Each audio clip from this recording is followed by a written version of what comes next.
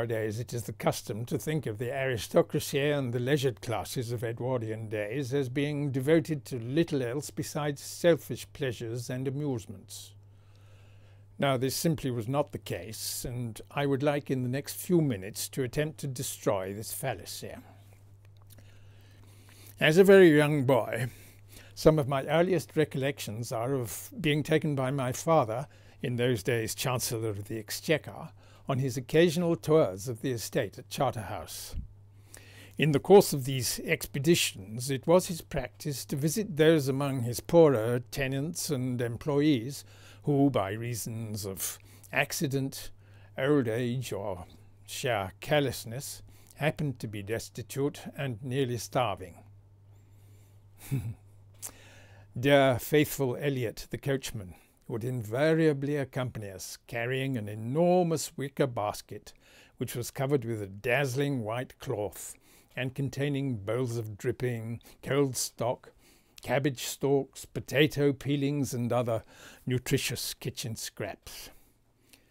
In addition to these material comforts, my father also distributed tracts of an improving and uplifting nature, which he wrote himself and had printed at his own expense.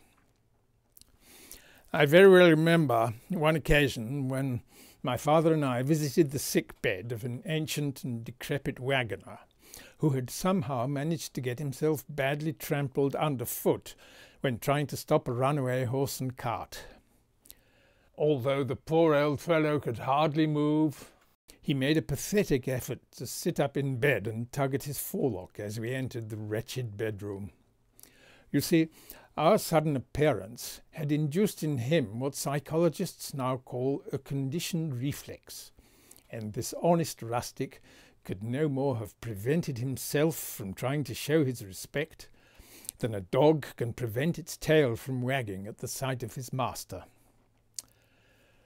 My father, who I think I may have mentioned before, was at this time First Lord of the Admiralty.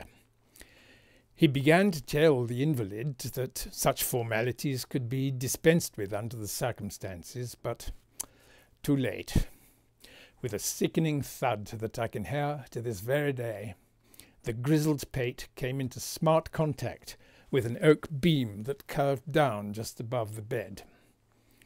And with a low moan, the unhappy man fell back stunned onto the pillow. He never regained consciousness.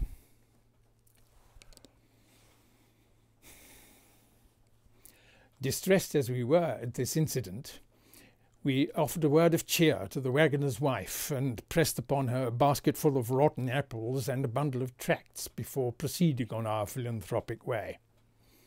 A most merciful release, observed my father after the waggoner's funeral. Why, he may have lingered on in a bedridden condition for many years, a misery to himself and a burden to others. Providence works in many strange ways. As a footnote, I would like to add that there is no doubt in my mind at all that my father, who was then, I fancy, president of the Board of Trade, would actually have attended the funeral of his late employee had it not been for a sudden attack of gout that kept him indoors on the day. I hope, in relating this anecdote, that I've indicated something of the wonderful sort of relationship which used to exist between the family at the Hall and the peasantry on the estate, a relationship which, alas, is nowhere to be found nowadays.